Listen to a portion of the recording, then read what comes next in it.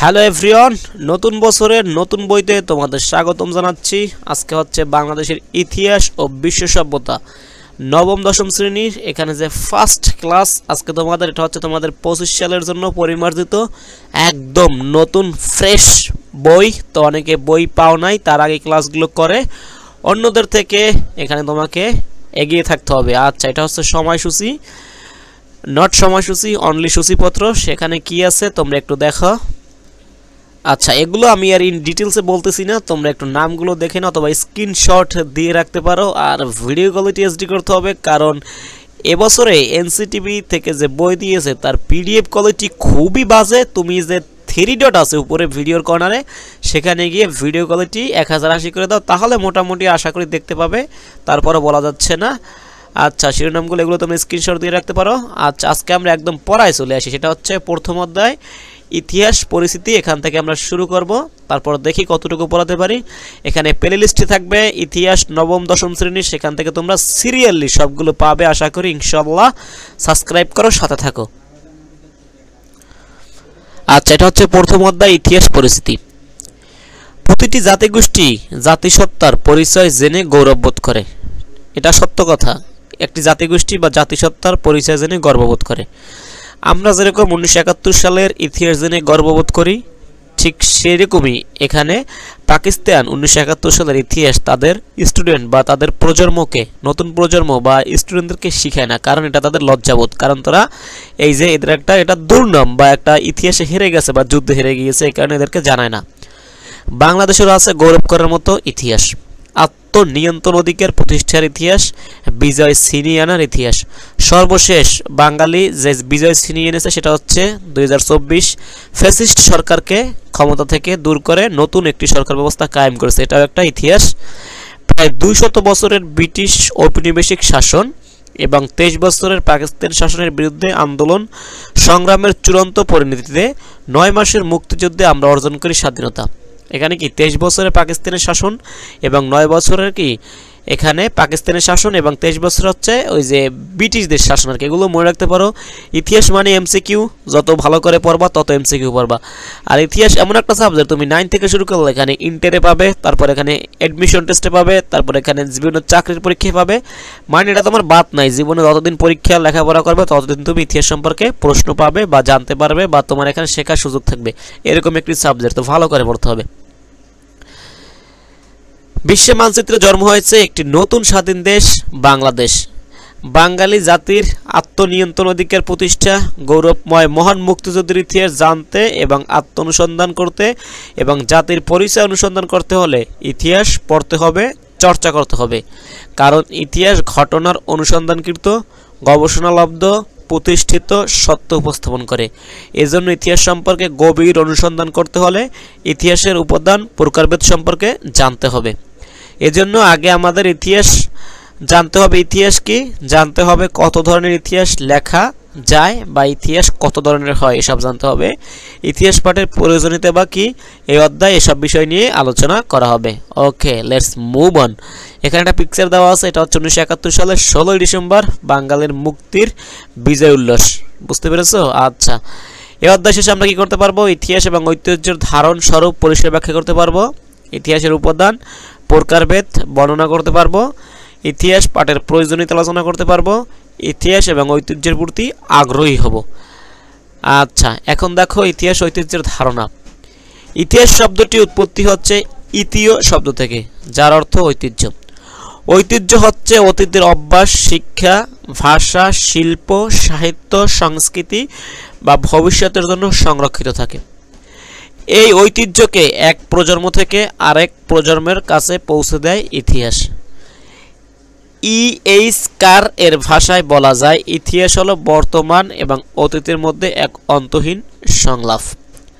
আচ্ছা, বর্তমান সকল বিষয় অতীতের ক্রমবিবর্তন এবং অতীত এবং ঐতিহ্যের উপর ভিত্তি করে গড়ে উঠেছে।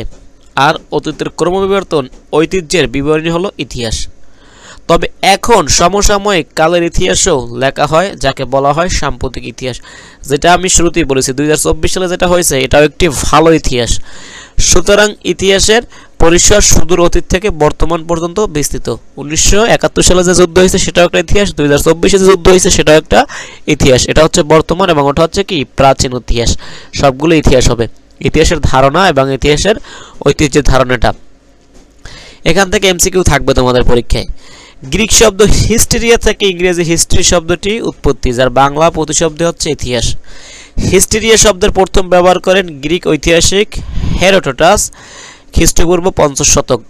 তিনিই সর্বপ্রথম তার গবেষণাকর্মের নামকরণে এই শব্দটি ব্যবহার করেন, যার আবিধানিক অর্থ হলো সত্য অনুসন্ধান বা গবেষণা।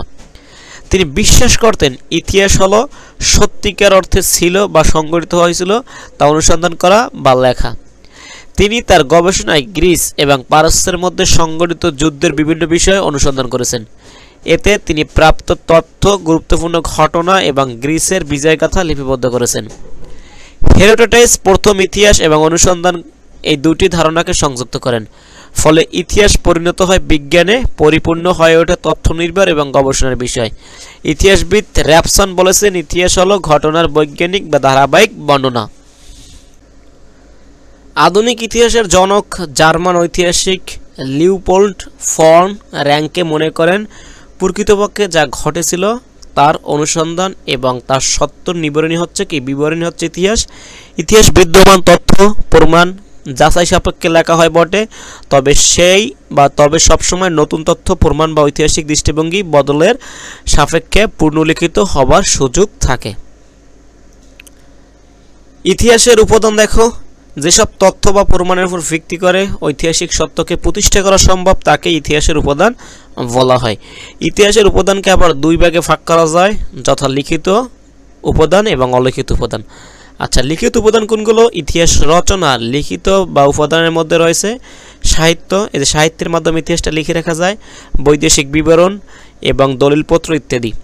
তারপর বৈদেশিক বিবরণ হচ্ছে মানুষ একটা দেশে ভ্রমণ করলো, সে সম্পর্কে বিভিন্ন কথা তিনি লিখে রাখলেন। বিভিন্ন দেশি বিদেশি সাহিত্যকর্মে তৎকালীন সময় কিছু তথ্য পাওয়া যায়, বুঝতে পারছো? এখানে সাহিত্যকর্ম তৎকালীন কিছু তথ্য পাওয়া যায়, যেমন বেদ, এখানে ভারতের বিভিন্ন ইতিহাস পাওয়া যায় ধর্মীয়। তারপর কৌটিল্যের অর্থশাস্ত্র, এখানেও বাংলার ইতিহাস পাওয়া যায়। তারপর কলহনের রাজতরঙ্গিনী, এখানেও অর্থ পাওয়া যায়, বিভিন্ন ইতিহাস পাওয়া যায়। মিনহাজ উস সিরাজের, তারপর এখানে কি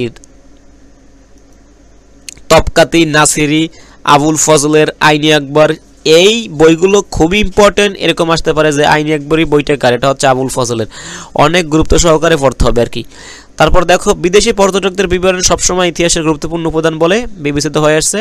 যেমন 5ম থেকে 7ম শতকে বাংলায় আগত চৈনিক পরিব্রাজক মানে যারা এক দেশ থেকে অন্য দেশে ভ্রমণ করে বেড়ায়, যথাক্রমে ফা ইয়েন, তারপর হচ্ছে ইউএন সাং, তারপর হচ্ছে ইত্রিসাং এর বর্ণনা।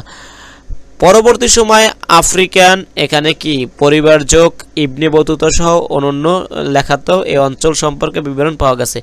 এবং উপরে যে লেখকের কথা বলছে, বিভিন্ন পর্যটকের কথা বলছে, সবাই বাংলা সম্পর্কে লিখেছিল আর কি। এসব বর্ণনা থেকে তৎকালীন সমাজ, অর্থনীতি, রাজনীতি, ধর্ম এবং আচার অনুষ্ঠান সম্পর্কে অনেক তথ্য জানা যায়। আচ্ছা, তখন তো বাংলার মানুষ অতটা শিক্ষিত ছিল না। এইসব পরিব্রাজকেরা বিভিন্ন দেশ থেকে আসতো, এরা শিক্ষিত ছিল, এদের যে ভ্রমণ কাহিনী ছিল সেখান থেকে এই যে বাংলার ইতিহাস আমরা জানতে পারি। তারপর সাহিত্যের যে বিভিন্ন উপাদান আছে, জীবন গ্রন্থি, তারপর হচ্ছে সন্ধ্যাকার নন্দীর রামচরিত্র, বনভাটের হর্ষচরিত্র, চর্যাপদ, মঙ্গল কাব্য ইত্যাদি ইতিহাসের অংশ। দেশীয় সাহিত্য আছে কলহনের রাজতরঙ্গিনী, কালিদাসের মেঘদূত ইত্যাদি। বিদেশি পর্যটকদের বিবরণী আছে মেগাস্থিনির ইন্ডিগা, তারপর ফাইনের ফোকুয়োকি, তারপর ইউএন সাংয়ের এখানে সি ইউকি, ইবনে বতুতা, রিহেলা ইত্যাদি। বইগুলো একটু মনে রাখতে হবে। প্রাচীন ধর্মগ্রন্থ আছে রামায়ণ, মহাভারত, জাতক, পুরাণ ইত্যাদি। এবং অনন্য আছে প্রাচীন পাণ্ডুলিপি, সন্ধি চুক্তি, কৌটিল্যের অর্থশাস্ত্র এবং ফেরদাউসি শাহনামা ইত্যাদি বইগুলো। আচ্ছা, তারপর এখানে কি আছে এটা শেষ করে দেই নাকি? এটা হচ্ছে অলিখিত উপাদান বা প্রত্নতান্ত্রিক। যেসব বস্তু বা উপাদান থেকে আমরা বিশেষ সময়, স্থান, ব্যক্তি সম্পর্কে বিভিন্ন ধরনের ঐতিহাসিক তথ্য পাই, সেই বস্তু বা উপাদানই প্রত্নতান্ত্রিক নিদর্শন। এই নিদর্শনগুলো তো মূলত অলিখিত উপাদান।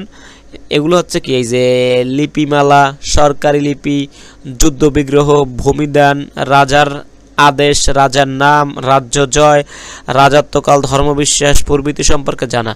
বেসরকারি লিপি হচ্ছে এগুলো সাধারণত পাথরের মন্দিরের গায়ে লেখা হয়। এগুলো ইতিহাস। আগেরগুলো হচ্ছে লিখিত, এগুলো অলিখিত। মানে তোমরা এই যে পাহাড়পুর, তারপরে এখানে শালবন বিহার, এই নামগুলো শুনছো না? এখানে বিভিন্ন এই যে দেয়ালে, তারপরে যে স্বর্ণ মুদ্রা, এগুলোর মাধ্যমে ইতিহাস সম্পর্কে জানতে পারে। মুর্দা রাজার নাম, সন, তারিখ, রাজার মূর্তি, নানা দেবদেবীর মূর্তি খোদাই করা থাকতো, যা থেকে রাজার সময়কাল, অর্থনৈতিক সমৃদ্ধি, সমাজ ব্যবস্থা এবং ধর্মবিশ্বাস প্রভৃতি সম্পর্কে ধারণা পাওয়া যেত। স্থাপনা, ভাস্কর্য, স্মৃতিসৌধ, তারপর হচ্ছে পূর্তকেন্দ্র থেকে প্রাপ্তি বা প্রাচীন সমাধি, স্তম্ভ, স্মৃতিস্তম্ভ, প্রাচীন শিল্পকীর্তি, দেবদেবীর মূর্তি, মৃৎশিল্পী, এই যে তৈজসপত্র ইত্যাদির মাধ্যমে ইতিহাসগুলো পাওয়া যেত। সেগুলো থেকে সম্ভব সভ্যতার উৎকর্ষ যেমন বোঝা যায়, তেমনি এতে নাগরিক জ্ঞানের সৌন্দর্য ভাব এবং সাংস্কৃতিক মনোভাবও ফুটে ওঠে।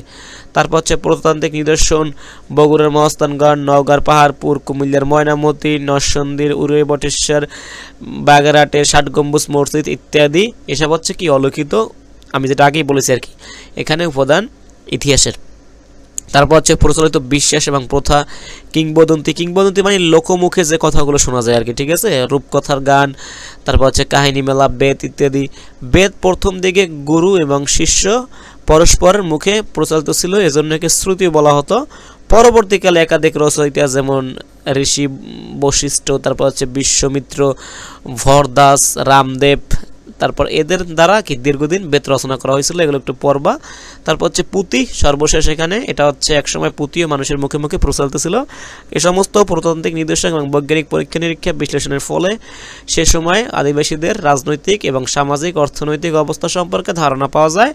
ধারণা করা সম্ভব প্রাচীন এবং আদিবাসীদের সভ্যতা এবং ধর্মীয় জীবনযাত্রা, তারপর হচ্ছে নগরায়ণ, নিত্য ব্যবহার্য জিনিসপত্র, ব্যবসা বাণিজ্যের অবস্থা, কৃষি উপকরণ ইত্যাদি সম্পর্কে।